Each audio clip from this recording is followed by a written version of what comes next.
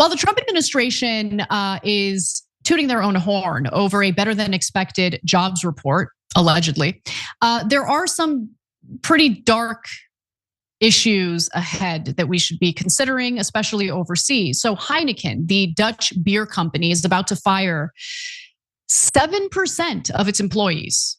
Okay, so at least some of those layoffs are due to automation. Automation is real. People are losing their jobs as a result. So CEO Dolf van den Brink stated the following. That's a very big part of our Evergreen 2030 strategy, with around 3,000 roles moving to our business services, where technology, digitization in general, and AI specifically will be an important part of ongoing productivity savings. So look, all of these companies are looking to get rid of the largest expense for their company, and that's labor. And they want to maximize profits by getting rid of human beings and replacing them with either robots, AI technology. That's what we're dealing with. So automation has in fact impacted American workers as well. So in the United States, AI contributed to nearly 55,000 layoffs in the US in 2015 alone, and that's according to December data from consulting firm Challenger, Gray and Christmas. And for the American workers who still have jobs, wages have stagnated, but they know that. In fact, if you look at the bigger picture, US wages have stagnated since the 1970s. There was a little bit of a bump in wages, during COVID, but things have reversed to a very dark place yet again. Meanwhile, the ultra rich are making out like bandits. There's no question about that.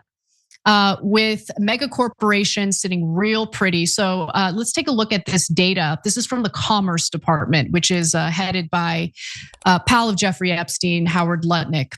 So you're looking at a corporate profits versus labor compensation as a percentage of gross domestic income. So corporate profits have risen from about 7% in 1980 to about 12% today. Meanwhile, compensation for labor has decreased from about 58% to about 51%. In other words, capital is taking more of the economy's rewards, which means laborers are getting less. So since the 1980s, workers have lost power thanks to outsourcing, automation, and also, of course, the decline of labor unions. And so today, wages are increasing slightly, but they're nowhere near the pace of corporate profits. Obviously, the wage increases are not keeping up with inflation.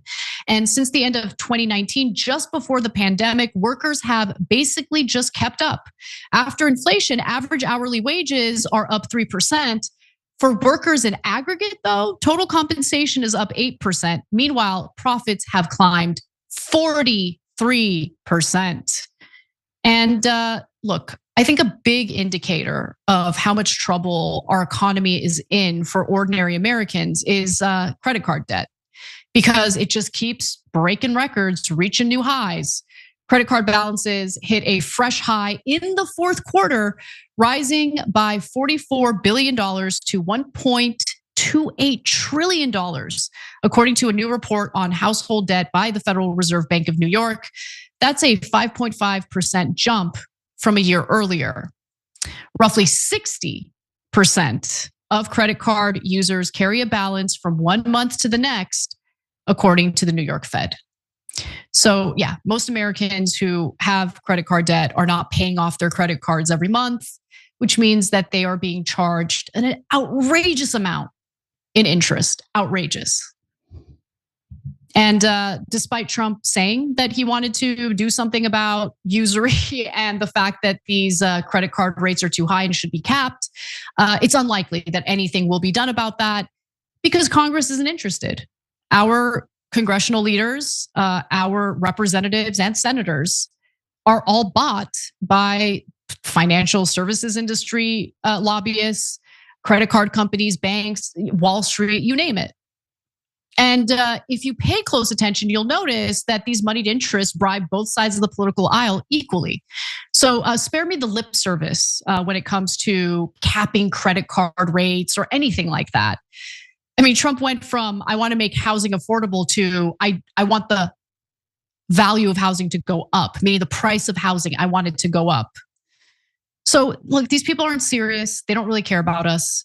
I think it's about time that we all accepted that. Democrat, Republican, who gives a damn what you consider yourself? Our lawmakers do not represent us. We are supposed to be the people who decide who our public servants are, and they're not serving us. So I think it's time to unite and get rid of them. Every time you ring the bell below, an angel gets his wings. Totally not true, but it does keep you updated on our live shows.